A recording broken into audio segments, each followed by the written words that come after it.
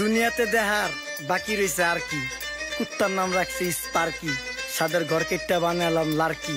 ঈদুল আজহায় মুক্তি পাওয়া নানা নাতি গানে আদালত অবমাননা হয়েছে দাবি করে গানটির লেখক র্যাপার আলী হাসানকে লিগ্যাল নোটিশ পাঠানো হয়েছে। বুধবার শেরপুর জেলা জজ আদালতের সরকারি public prosecutor advocate Fahim Hasnain legal নোটিশটি পাঠিয়েছেন। পোলাপাইনের ডিউটি কুঞ্চি পায় আছে বিউটি, পটের বেলা পাবজি খেলা টুস্কির লগে চ্যাটে, পড়ালেখা টন টন টন পার্কে যায় ডেট। আলী হাসান ও মারজুক রাসেলের গাওয়া নানা নাতি গানটি গত 16 জুন ইউটিউব চ্যানেলে প্রকাশ পায়। গানটি লিখেছেন র্যাপার আলী হাসান, সুর করেছেন আলী হাসান ও মারজুক রাসেল।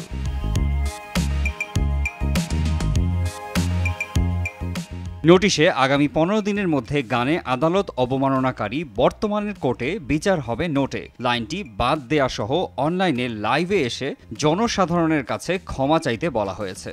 অন্যথায় তার বিরুদ্ধে আদালতে মামলা করার কথা বলা হয়েছে নোটিশে।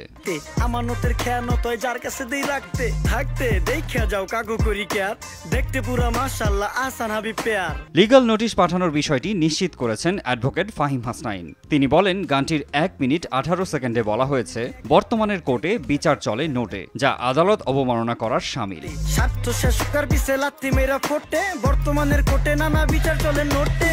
তিনি আরও বলেন এ লাইনের ফলে দেশের বিচার ব্যবস্থা এবং আদালতের প্রতি সাধারণ মানুষের ভুল ধারণার উদ্ভব হয়েছে, ফলে মানুষের আইনের প্রতি আস্থা হারানোর আশঙ্কা রয়েছে। তাই আলী হাসানকে নোটিশ পাঠানোর সঙ্গে সঙ্গে গানের ওই লাইনটি বাদ দিয়ে অনলাইনে লাইভে এসে ভুল স্বীকার করে সাধারণ জনগণের কাছে ক্ষমা চাইতে হবে।